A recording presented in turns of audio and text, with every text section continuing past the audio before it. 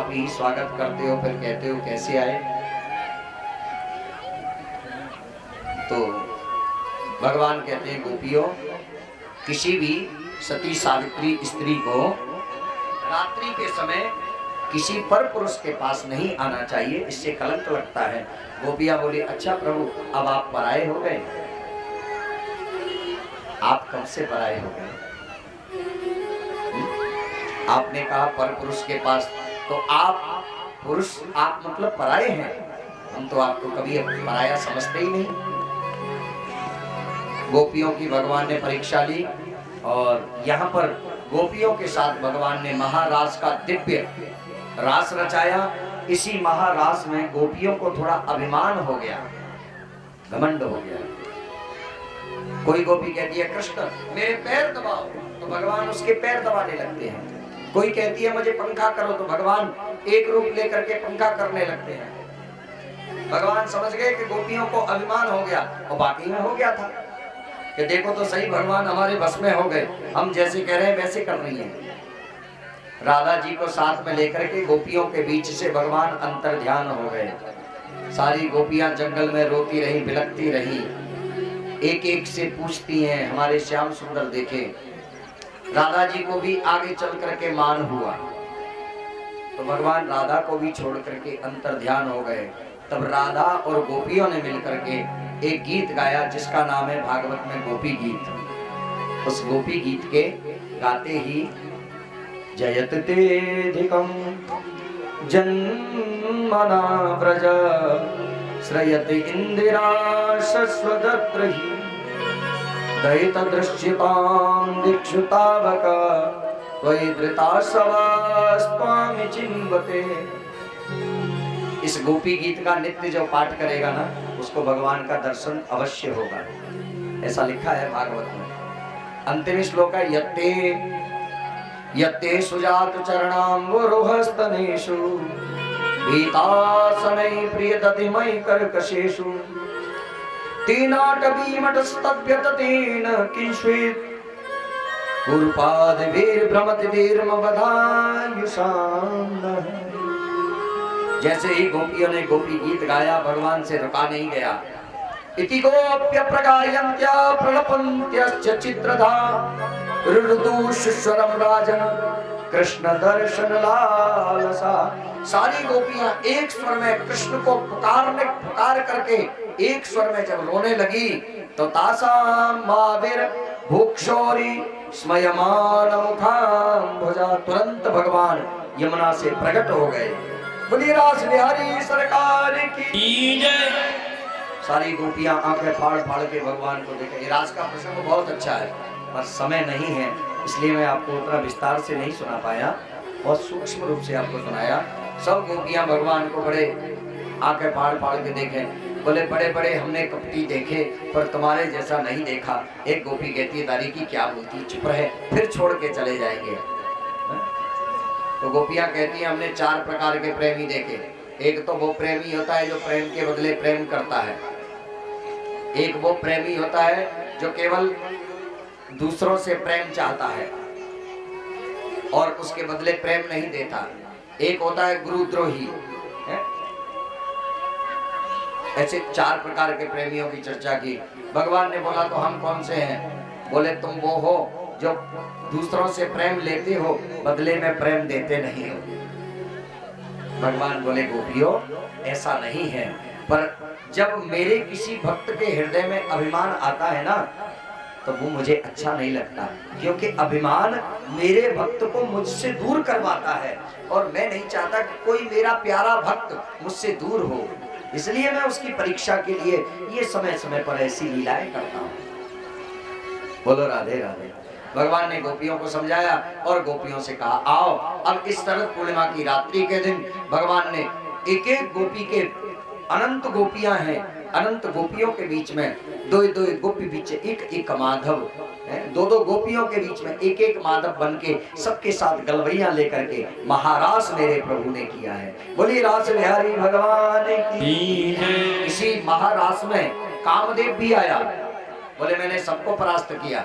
शंकर जी को जब शिवती सरनयन उगारा, शंकर जी के पास गया, उन्होंने जला करके भस्म किया। अब चलो कन्हैया को भी देखते हैं।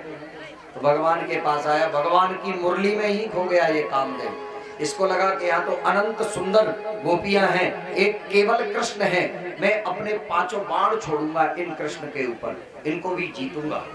कामदेव आया था जीतने के लिए, भगवान की मुरली में ही लोटपोट हो गया, सुध नहीं रही। भगवान ने कहा बच्चा अब आगे मेरा बेटा बन करके आना। बोलो राधे राधे। बच्चा कहा तो यही कामदेव भगवान का पुत्र बन करके प्रद्युम्न रूप में आया है। ऐसे शंकर जी भी आए। बोले बाबा, बोले बाबा कैसे आए? पार्वती भी महाराज में जाना चाहती है। शंकर जी बोले कहाँ चली? श्रृंगार करके। बोले महाराज में जा रही हैं। शंकर जी बोले तो हमें भी ले चलो, हमें भी महाराज का दर्शन करना है। बोले वहां पर सिर्फ औरत के और कोई महाराज में प्रवेश नहीं कर सकता। शंकर जी बोले तो हम भी औरत बन जाएंगे, गोपी बन जाएंगे, हमें ले चलो। तो बोले बन जाओगे तो चलो।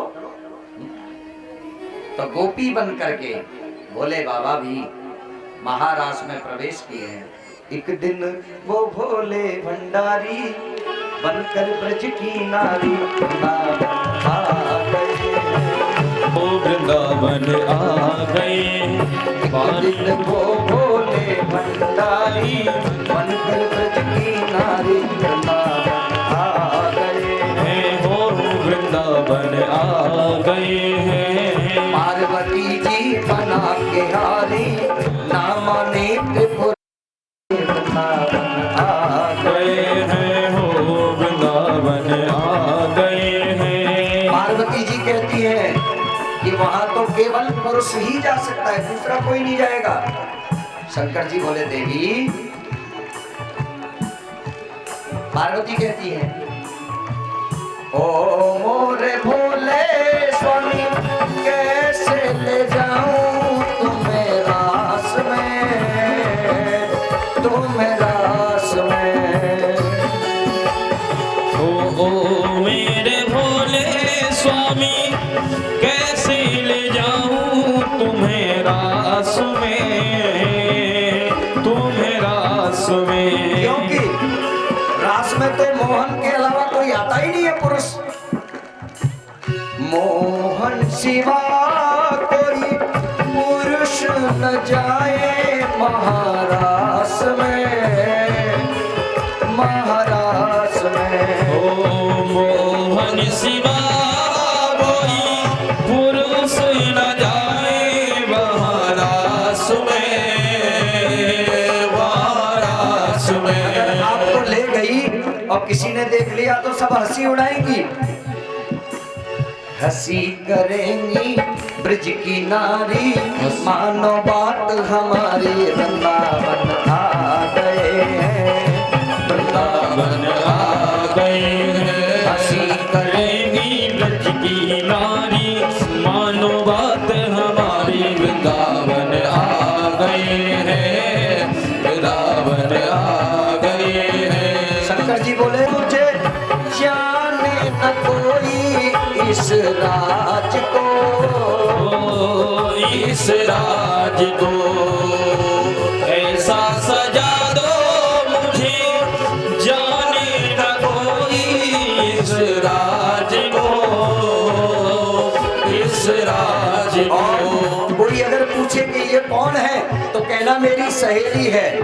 शंकर जी कह रहे हैं पार्वती आप कहना कि मेरी सहेली आई है। नहीं नहीं, मैं हूँ सहेली तेरी ऐसा बताना ब्रजराज को, ओ ब्रजराज को।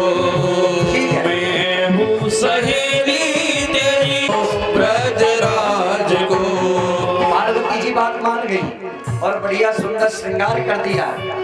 आहा, श्रृंगार कैसा? लगा के बिंदिया पहन के साड़ी, चाल चले मत वाली वृंदावन आ गए हैं, वृंदावन आ गए हैं। लगा के बिंदिया पहन के साड़ी, चाल चले मत वाली वृंदावन आ गए हैं, वृंदावन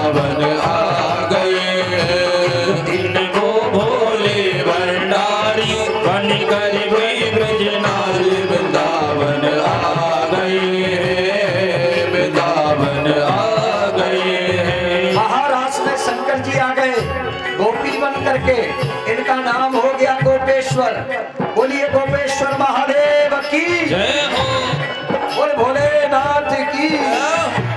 गोपी बन करके बता रहे हैं भोले बाबा। कन्हैया ने देखा कि ये गोपी सबसे अलग और विचित्र नाच रही है, ये कौन है? कन्हैया ने देखा कन्हैया ने जब समझ गए रे सारी बात रे, ओ सारी बात रे। देखा कन्हैया ने जब समझ गए सारी बात रे, सारी बात रे।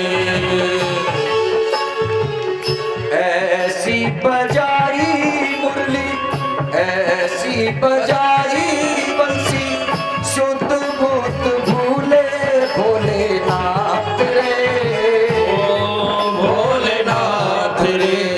ऐसी मुरली बजी कि भोले बाबा नाचना ही भूल गए, मुरली में खो गए। सर से खिसक गई है साड़ी, फिर मुस्काए गिरधारी, वृंदावन आ गए हैं वृंदावन, आवन आ गए हैं। जिनको भोले भंडारी बनकर में ब्रजनारी, वृंदावन आ गए हैं, वृंदावन आ गए हैं। ओ मोरे भोले स्वामी, ओ मोरे भोले स्वामी, तब से गोपेश्वर हुआ नाम रे, ओ तेरा नाम रे। ओ मेरे भोले स्वामी, तब से गोपेश्वर हुआ नाम रे, तेरा नाम रे। आपका वृंदावन में, आपका वृंदावन में सुंदर बना है तेरा धाम रे, तेरा धाम रे। ओ आपका वृंदावन में सुंदर बना है तेरा धाम रे, तेरा धाम रे। हम सब भक्तों की यही है विनती, हम सब भक्तों की यही है विनती, रखियो लाज हमारी, वृंदावन आ गए वृंदावन आ गए। हम सब भक्तों की यही है विनती, रखी ओ भोले भंडारी, बनकर ब्रज की नारी, वृंदावन आ गए हैं, वृंदावन आ गए हैं। ओ वृंदावन आ गए हैं, वृंदावन आ गए हैं। पार्वती जी मना के आई, नाना नेत्र पुरारी, वृंदावन आ गए हैं, वृंदावन आ गए हैं, वृंदावन आ। तो ऐसे भगवान शंकर भी महाराज में गोपी बन करके गोपेश्वर रूप में आए। आज भी गोपेश्वर रूप से हैं? गोपी बाजार में गोपेश्वर रूप से भगवान भोलेनाथ आज भी विराजमान है श्रीधाम वृंदावन में। गोपेश्वर महादेव का, बिहारी जी का दर्शन करो तो गोपेश्वर का जरूर दर्शन लेना, नहीं तो बिहारी जी के दर्शन का फल नहीं मिलता, ये ध्यान रखना। बोलो राधे राधे। क्योंकि वो भी भोले बाबा महाराज देखने के लिए कैलाश से आए थे गोपी बन करके, इसलिए उनका नाम गोपेश्वर हुआ। इस प्रकार भगवान ने महारास रचाया, बड़ा सुंदर दिव्य रास हुआ। देवताओं ने आकाश से पुष्पों की वर्षा की। अब मेरे प्रभु हमेशा की तरह फिर गाय चराने के लिए जाते हैं। इधर कंस की टेंशन बहुत बड़ी, धड़कन बड़ी, बड़ी मीटिंग बुलाई, बड़े बड़े लोगों को बुलाया। महाराज कैसे करें? ये कृष्ण बलराम तो आए दिन बहुत ताकतवर होते जा रहे हैं, क्या किया जाएगा? मीटिंग चल रही थी कि नारद जी आ गए। बोलो राधे राधे। कंस, अरे गुरुदेव आप भले पधारे। क्यों भैया टेंशन में हो? महाराज क्या बताऊं, जो भी राक्षस ब्रज में भेजता हूं कोई लौट करके नहीं आता। अच्छा, कृष्ण बलराम का कैसे उद्धार हो। नारद जी ने देख लिया, अब इसका पाप का घड़ा भर गया, अब ये फूटना चाहिए। एक 10 मिनट और आप शांति से बैठे रहे प्लीज, 10 मिनट कथा पे ध्यान दें। बोलो राधे राधे। अभी तो 5:15 हुए हैं, 15 मिनट आगे हुआ है। वैसे भी कथा 1 बजे शुरू हो पाई है ना, तो कम से कम नहीं तो 4.5 घंटे 5 घंटे तो कथा होनी चाहिए। आपके लिए ही तो मैं इतना जल्दी जल्दी कथाएं भी सुना रहा हूँ। हाँ, तो थोड़ा बैठे रहो शांति से, प्रेम से बोलो राधे राधे। और एक बार ठाकुरों वाला राधे राधे बोलो। ये नहीं है, ठाकुरों वाला नहीं है, ठाकुरों वाला राधे राधे नहीं है। बोलो राधे राधे। यस, ये ठाकुरों वाला राधे राधे है ना, ऐसे ही बोलना चाहिए। अरे सिंह की दहाड़ होती है भाई, सिंह की दहाड़ से जो है जंगल में जितने भी गीदड़ होते हैं सब भाग जाते हैं, तो उस दहाड़ में बोलना चाहिए राधे राधे। Very good. तो नारद जी आ गए, बोले क्या बात है, कंस क्यों टेंशन ले रहा है। बोले क्या करूं, जो भी ब्रज में भेजा मैंने आज तक कोई लौट करके नहीं आया। तो बोले चिंता मत कर भाई,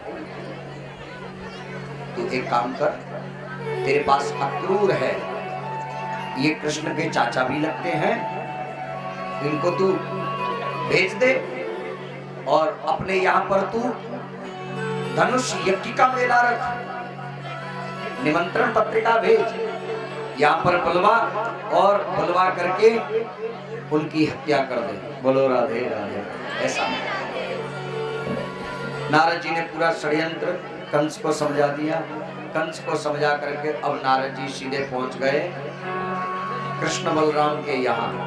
दंडवत प्रणाम किया, गाय चरा करके लौट रहे थे, नारद जी को देख करके प्रणाम किया।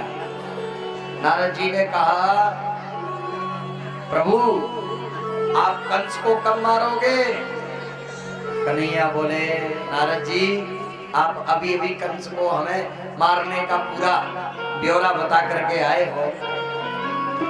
प्रभु धरती पर अब ज्यादा अधर्म बढ़ रहा है, अब इस पापी का भी कल्याण होना चाहिए। तो भगवान ने कहा नारद चिंता मत करो, बस अब कंस की थोड़ी सी आयु शेष बची है, आप अपने धाम के लिए जाएं, देवताओं को अभय प्रदान करें। ऐसा कह के नारद जी भगवान का चरण वंदन करके स्तवन करके अपने धाम के लिए चले जाते हैं। और इधर आज कंस ने अक्रूर को बुलाया, अक्रूर को बुलाया। अक्रूर गक्षणपति महाभागो भगवत्य भुजेक्षणे भक्तिं परामुपगतः एवमेतद् चिन्तयन्। गक्षणपति महाभागो। अक्रूर तुम्हें सुबह होते ही कल वृंदावन के लिए जाना है। मेरे भांजे हैं, वसुदेव देवकी का बालक है, मुझे अभी पता लगा है मेरे गुरुजी नारद जी के द्वारा। मैं अपने यहाँ धनुष यज्ञ का मेला रख रहा हूँ, उनको लेने के लिए जाओ, सबको चिट्ठी पत्रिका दे करके आओ। अक्रूर की धड़कन तेज हो गई है। हे भगवान, ये पापी जैसे इसने देवकी के बाकी बच्चे मार दिए, ऐसे ही कहीं कृष्ण बलराम को न मार दे। कंस की नारद जी की अक्रूर जी की धड़कन तेज हो गई। अक्रूर जी को पूरी रात्रि भर नींद नहीं आई, केवल भगवान का चिंतन करते रहे। और सुबह होते ही अक्रूर जी वृंदावन के लिए प्रस्थान किए हैं। रास्ते में जा रहे हैं, बस यही सोचते जा रहे हैं, पता नहीं ये तो दुष्ट है, उन दो बालकों का क्या करेगा।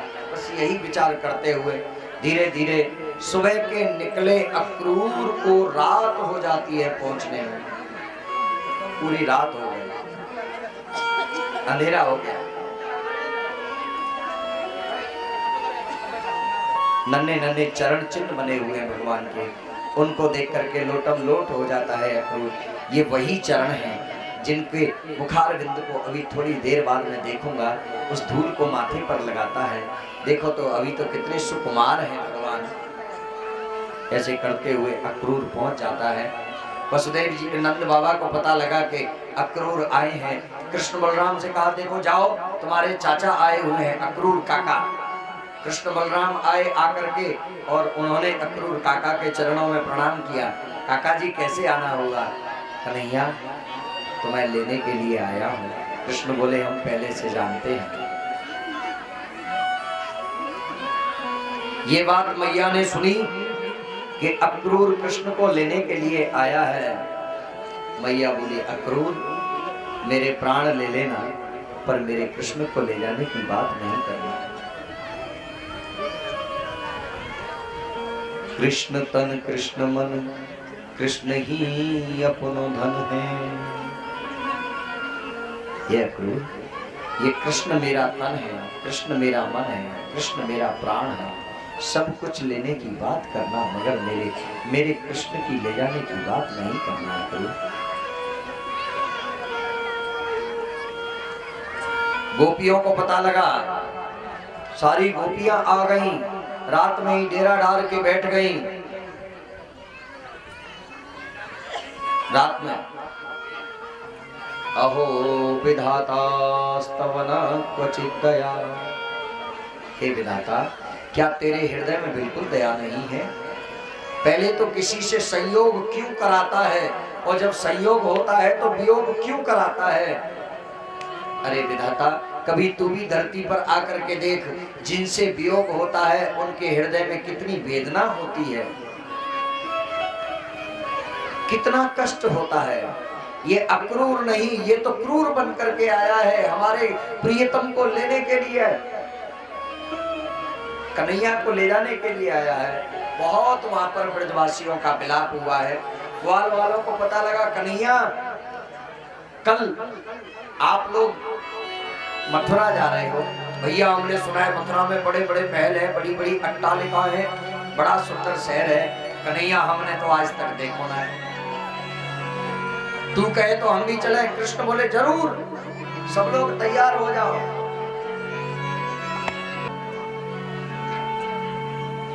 नंद बाबा ग्वाल वालों को एक रथ पर बिठा करके आगे भेज दिया। एक रथ उनको, ग्वाल वालों को नंद बाबा को लेकर के गया। कृष्ण बलराम एक रथ पर बैठ गए। सारी गोपियां कृष्ण बलराम के सामने लेट गईं। बोले कृष्ण तुम हमें छोड़ करके नहीं जा सकते, अगर जाना है तो कृष्ण ये रथ हमारे ऊपर होके निकाल दो, हमारे प्राण चले जाएं तब आप चले जाना। चलो, 4:30 तुरंत रथ से कूद पड़े मेरे गोविंद। सारी गोपियों को अपने हृदय से लगाया। चिंता क्यों करती हो, 2 दिन की तो बात है, परसों लौट आओ, परसों लौट आओ, 2 दिन की बात है। परसों की कह गए मोहन, बरसों आज बीते हैं। परसों गोपियां उद्धव जी जब आए थे ब्रजमंडल में, तो आज तैयारी करती है गोपी, परसों श्री कृष्ण आएंगे। तो जब परसों नहीं आते हैं तो उस परसों को तैयारी करती है, शायद आज की परसों की बात नहीं की होगी, अगली परसों को आएंगे। फिर वो परसों निकल जाती है, फिर अगली परसों की तैयारी करती हैं गोपियां, घर में झाड़ू चौका चूल्हा करती हैं, आज श्री कृष्ण आएंगे, फिर अगली परसों की तैयारी करती हैं। ऐसे करके न जाने कितनी परसों बीत गई, पर मेरे श्याम लौटे नहीं। परसों परसों करते बीतत, बरसों बीती आज श्याम नहीं आए। श्याम लौट करके आए ही नहीं। थोड़ा सा रथ आगे गोपियों को समझाया, मैं 2 दिन की बात है। गोपियां कहती हैं कृष्ण हम आपको अपनी नजरों से एक पल के लिए भी दूर नहीं करना चाहते, परसों की तो बहुत बड़ी बात है। भगवान ने बहुत समझाया, समझा करके उन्हें मार्ग से हटाया। जैसे ही रथ आगे बढ़ा, लुढ़कती पुढ़कती हुई फिर यशोदा मैया आती है। लाला चीख पुकार करती हुई, तुरंत रथ रुकता है। अपनी मैया को लुढ़कते पुढ़कते हुए कृष्ण ने देखा, रथ से कूद पड़े, दौड़ लगाई, अपनी यशोदा मैया को अंक से लगाया। क्या बात है, बार बार अपने लाल को चूमती है और कहती है, बेटा मैंने तुझे एक बार उखल से बांधा था, मेरा निवेदन है कि इस बात को एक माखन के लिए, छोटे से माखन के लिए मैंने तुझे उखल से बांध दिया था, इस बात को तू अपनी माँ यशोदा से मत कहना और तू अपनी माँ को कभी भूलना नहीं, यशोदा भी तेरी माँ है। ऐसा यशोदा रानी कहती है। मेरे गोविंद के नेत्र सजल हो जाते हैं। अरे मैया कर, मैं परसों आ जाऊंगा, 2 दिन की बात है, ऐसे समझा करके और श्री कृष्ण रथ पर बैठ जाते हैं। रथ चलने लगता है? परीक्षित, ये गोपियां जब तक रथ की तरफ देखती रही, रथ की ध्वजा चमकती रही, रथ आगे बढ़ गया, रथ की धूल उड़ती रही, उस धूल को देखती रही। और आज मेरे गोविंद श्री धाम वृंदावन को छोड़ करके, गोपियों को छोड़ करके, सबको छोड़ करके आज प्रभु चलेगा। अक्रूर जी के मन में बस यही भाव था कि इतने सुकुमार बालक हैं, अरे मैं कितना पापी हूँ, कितना दुष्ट हूँ, इनको मरवाने के लिए लेके जा रहा हूँ। बीच में यमुना जी मिली, अक्रूर जी को रुकवाया, ठहरो थोड़ा आचमन कुल्ला कर ले। अक्रूर आचमन कुल्ला करने के लिए गए। अक्रूर ने जैसे ही यमुना में डुबकी लगाई कि उसी यमुना के जल में भगवान मुरली मनोहर का दर्शन हो रहा है, विराट बपू का दर्शन हो रहा है। अक्रूर ने स्तुति करना आरंभ कर दिया। अक्रूर को विश्वास हो गया कि ये कोई साधारण नहीं, ये तो साक्षात नारायण है। उनके मन की भावना भी निकाल दी और कृष्ण बलराम को ले जा करके मथुरा के बाहर एक जगह बनी थी, वहां ठहरवा दिया। बोलो राधे राधे। ग्वाल वाल भी मिल गए। अरे वाह कन्हैया, हम तो कितनी देर के आए हैं, तूने कहां देर कर दी भैया, इतनी देर बाद आया है तू। अरे हम कब से इंतजार कर रहे, चल भैया जरा मथुरा नगरी देख के आए। नंद बाबा बोले बिल्कुल नहीं, तुम ऊधम मचाएंगे दोनों की दोनों, तुम सब ग्वाल वाल ऊधम मचाएंगे। देख रहे हो कितनी बढ़िया नगरी है, यहाँ के लोग कितने बढ़िया बढ़िया कपड़े पहने हैं, कितनी साफ सफाई है, तुम लोग गंदगी मचाओगे, राजा दंड देगा। बलराम जी बोले बाबा मैं हूं ना, मैं कृष्ण को बिल्कुल ऊधम नहीं करने दूंगा। अच्छा बलराम, अगर तू कहता है तो जाओ देख के आओ। बलराम जी को सारे ग्वाल वालों को और कृष्ण को सौंप करके और मेरे गोविंद मथुरा नगरिया देखने के लिए जाते हैं। यमुना के किनारे पहुंचे, एक रजक धोबी बहुत सारी पोटली बांध करके कपड़ों की लेके आया, यमुना पे धो रहा था। तो ग्वाल वाल बोले कन्हैया, यहाँ के लोगन देख के ना, इनके कपड़न देख के हमें बड़ी शर्म लग रही है, भैया ऐसे कपड़ा हमारे पास होते। कन्हैया बोले चिंता मत करो, देखो मामा जी आ रहे हैं। मामा जी नमस्कार। नमस्कार। कौन? बोले मैं कृष्ण, देवकी का बेटा। अच्छा, तो इसको और क्रोध चढ़ा, ओहो तुम ही हो महाराज, कल जो काम करने वाले हैं उसको मैं आज ही कर दूंगा, क्या चाहते हो? बोले मामा जी ये कपड़े दे दो हमारे सखाओं के लिए। ओ ग्वारिये लोग राजाओं के कपड़े पहनने की बात करते हो, तुम्हारी हैसियत है? उल्टा सीधा भगवान को बकने लगा। भगवान को क्रोध आया, एक लापा मारा, इसकी गर्दन कट के नीचे गिरी, इसकी गोविंदाय नमः। एक मामा जी तो ऊपर गए। कन्हैया ने ग्वाल वालों से कहा लूट लो इन कपड़ों को, पहनो। सारे कपड़े उसमें से निकाल लिए और सारे ग्वाल वाल पहने, कोई 1.5 फुट का, कोई 3 फुट का, कोई 2.5 फुट का, और कपड़े 7-7 फीट के। अब चले मथुरा में तो पूरा झाड़ू लगे, झाड़ू पीछे से लगे। कन्हैया भैया कपड़ा तो बढ़िया है, देखने में चमक दमक है, पर फिटिंग नहीं है। आजकल फिटिंग वाले बड़े चलते हैं, हाँ? और फिटिंग भी छोड़ो, ऐसे ऊंचे ऊंचे पैंट आ गए हैं, बाप रे बाप। और ओछे छोड़ो, घोंटू पे से फटे हुए हैं। फटे कपड़ों के लिए पैसे डाल रहे हैं लोग। कितनी मूर्खता आ गई है। शास्त्र कहता है फटा हुआ कपड़ा कभी नहीं पहनना चाहिए, लक्ष्मी नाराज हो जाती है। और हम फैशन के चक्कर में फटे फटाए कपड़े पहन रहे हैं, ठेगरी लगे लगाए कपड़े पहन। एक जमाने में ठेगरी लगती थी, बड़ी शर्म लगती थी, आज वो ठेगरी फैशन बन गई है। फटा कपड़ा, अगर कपड़ा फट भी जाता था पुराने जमाने में लोग सी करके पहनते थे कि नहीं? आज आदमी खुद फाड़ता है।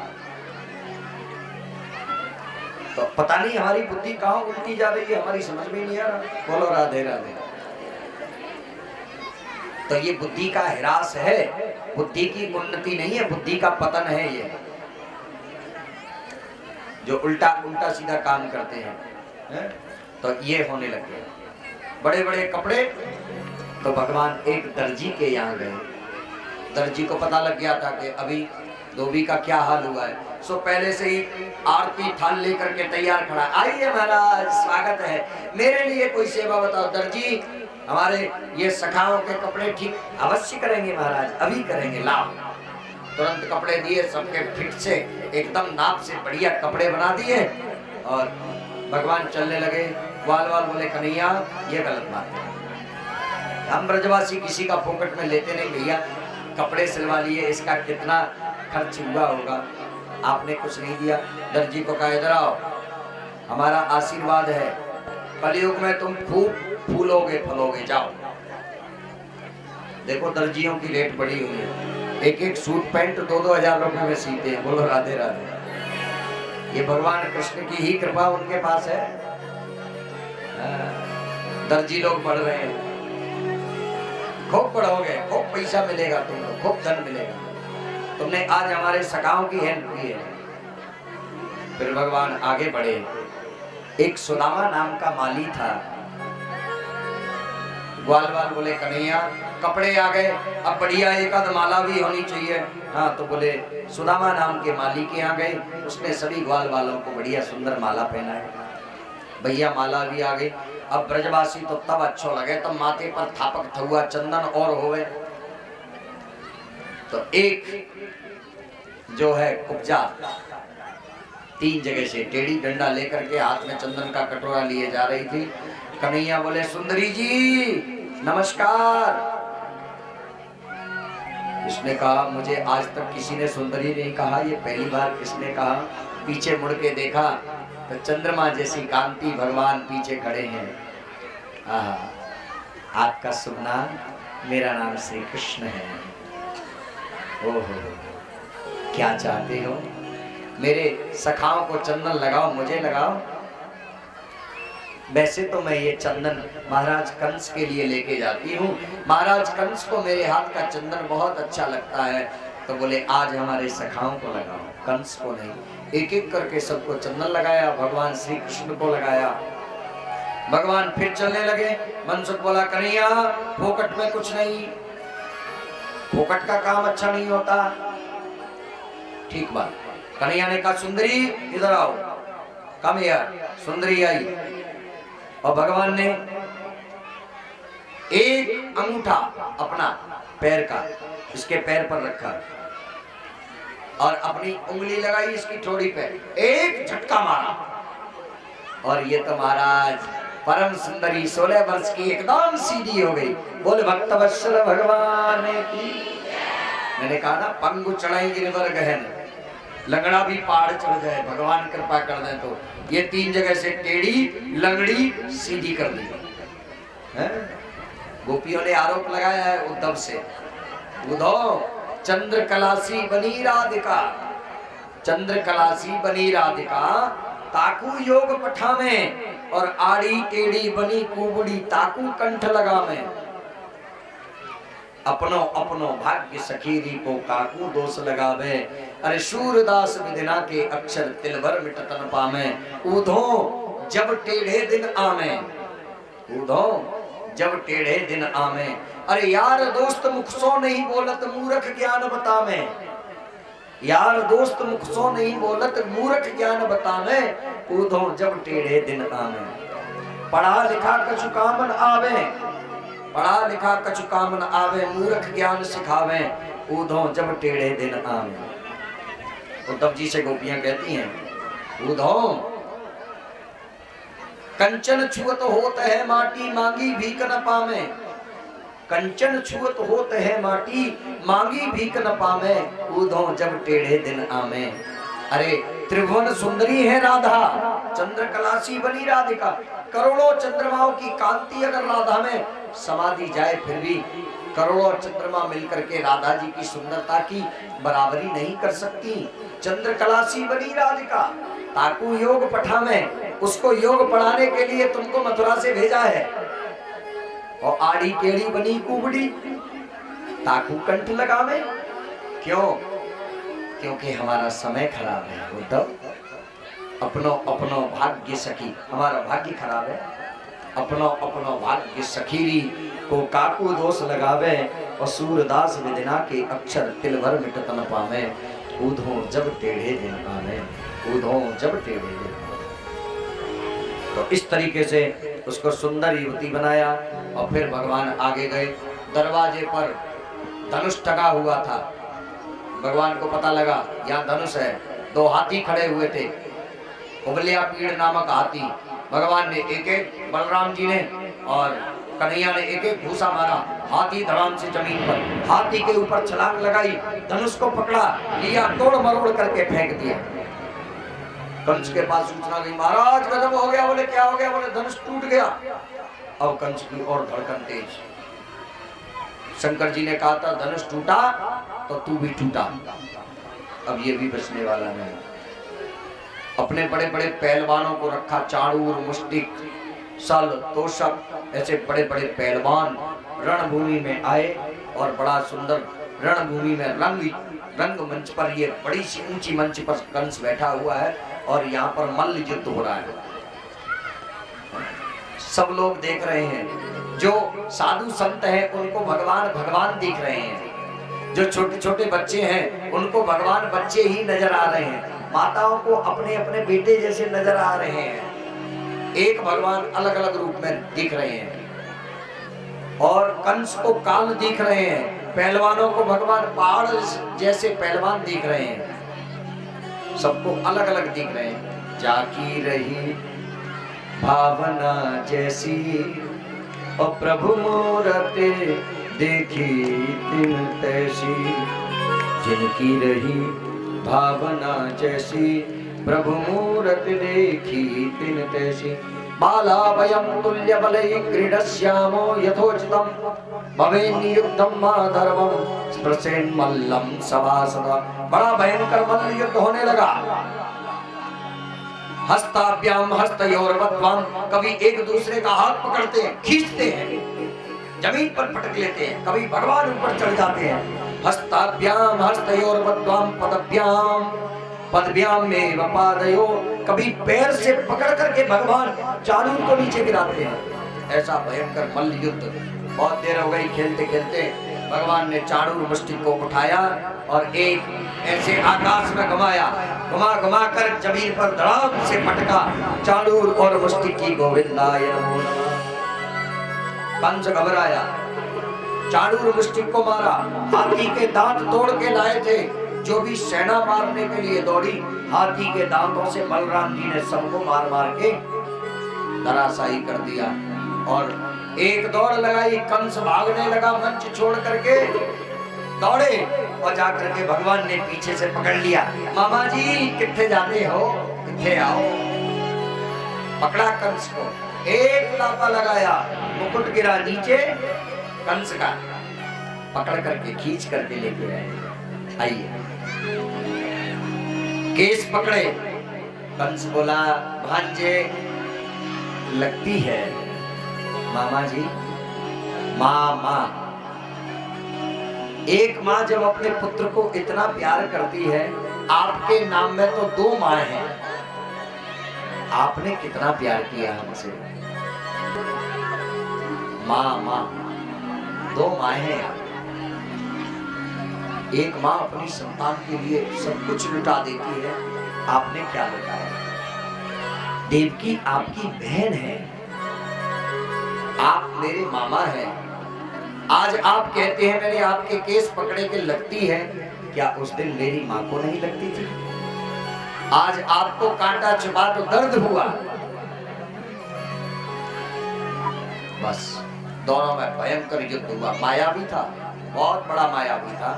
दोनों में भयंकर युद्ध हुआ। देवता लोग खड़े हैं आकाश में, बोले प्रभु इसके साथ ज्यादा खेल वेल मत करो। तो बोले इसकी जल्दी ओम नमः शिवाय करो, क्योंकि लोग बड़े परेशान हो रहे हैं। बोले ठीक है। तो भगवान ने फिर उसको पकड़ा, कंस को, और ऊपर आकाश में उठाया और घुमा घुमा कर इसको चक्कराने लगे।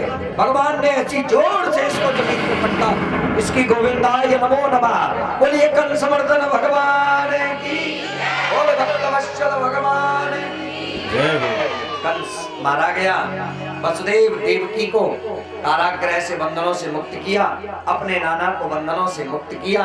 वसुदेव देवकी कृष्ण को देख करके, उसके वैभव को देख करके हाथ जोड़ करके स्तुति करने लगे, ये तो साक्षात नारायण है, भगवान है।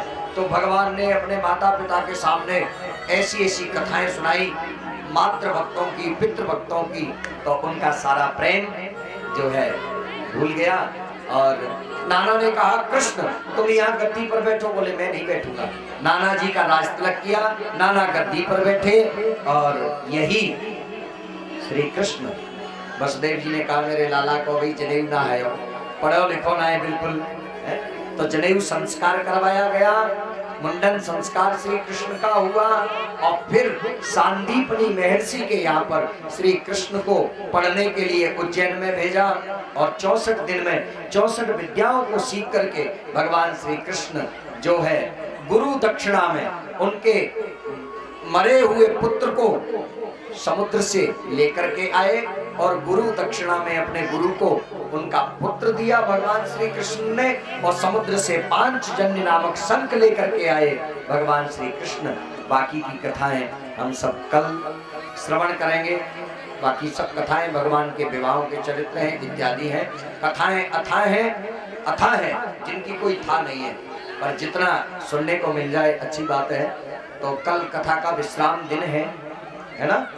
कथा का विश्राम दिन है। आप सब लोग अधिक से अधिक संख्या में पधारें। कल पूजन भी है, भगवान सुखदेव पूजन इत्यादि पूजन होगा। तो कल सुदामा जी की चरित्र की कथा, बाकी सारी कथाएं होंगी। आप समय से आएं और कल कथा श्रवण करें। बोली वृंदावन बिहारी लाल की जय, भागवत भगवान की जय, समर्थ भगवान की जय। बता दो। अरे मोहन से दिल क्यों लगाया है ये, अरे मैं जानूं या वो जाने। मोहन से दिल क्यों लगाया है ये, मैं जानूं या वो जाने। मोहन से दिल क्यों लगाया है ये, मैं जानूं या वो जाने। मोहन से दिल को लगाया है ये, मैं जानूं या वो जाने। ये मैं जानूं या वो जाने, ये मैं जानूं या वो जाने। ये मैं जानूं या वो जाने, ये मैं जानूं या वो जाने। मोहन से दिल क्यों लगाया है ये, मैं जानूं या वो जाने। क्यों लगाया है ये, मैं जानूं या वो जाने।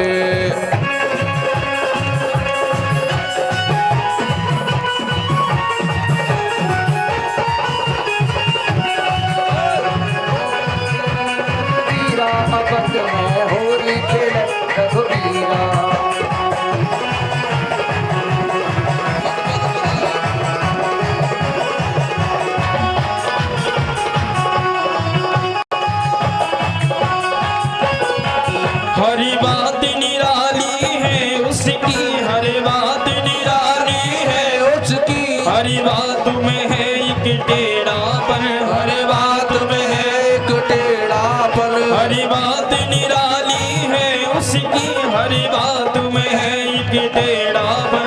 हर बात में है उसकी, हर बात में है एक टेढ़ापन। टेढ़े पर जाओ, टेढ़े पर जाओ, टेढ़े पर दिल क्यों आया है ये, मैं जानूं या वो जाने। मोहन से दिल क्यों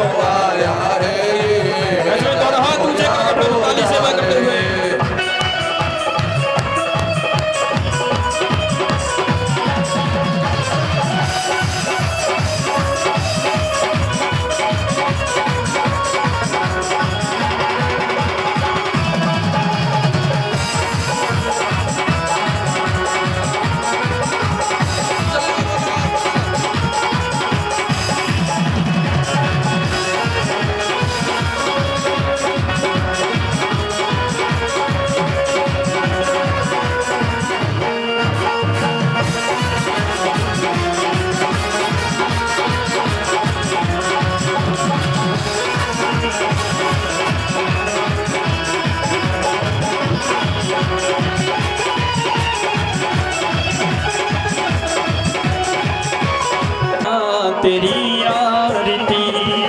मन में बसा कर तेरी मूर्ति उतारूं मैं गिरधर तेरी आरती।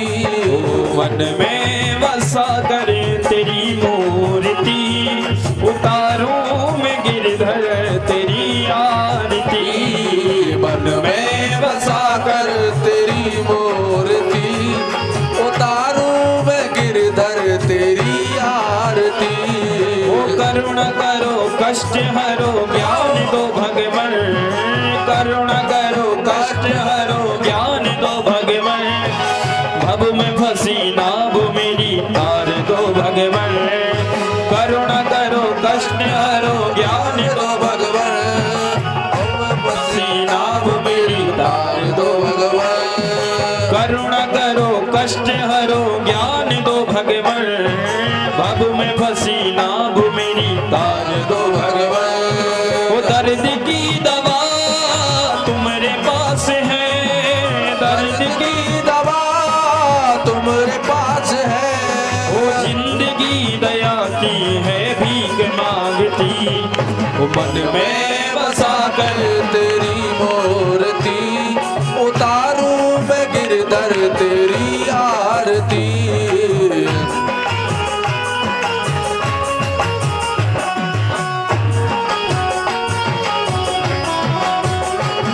ओ मांगू तुझसे क्या यही सोचूं मैं भगवन, मांगू तुझसे क्या ये सोचूं मैं भगवन। जिंदगी जब तेरे नाम कर दी अर्पण, मांगू तुझसे क्या मैं सोचूं भगवन।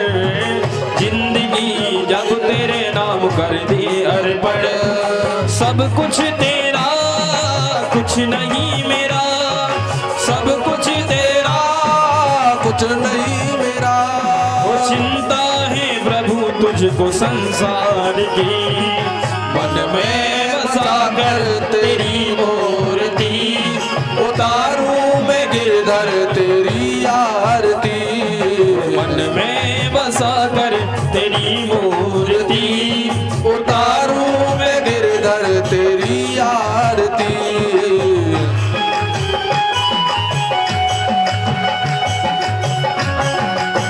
हरि बोल।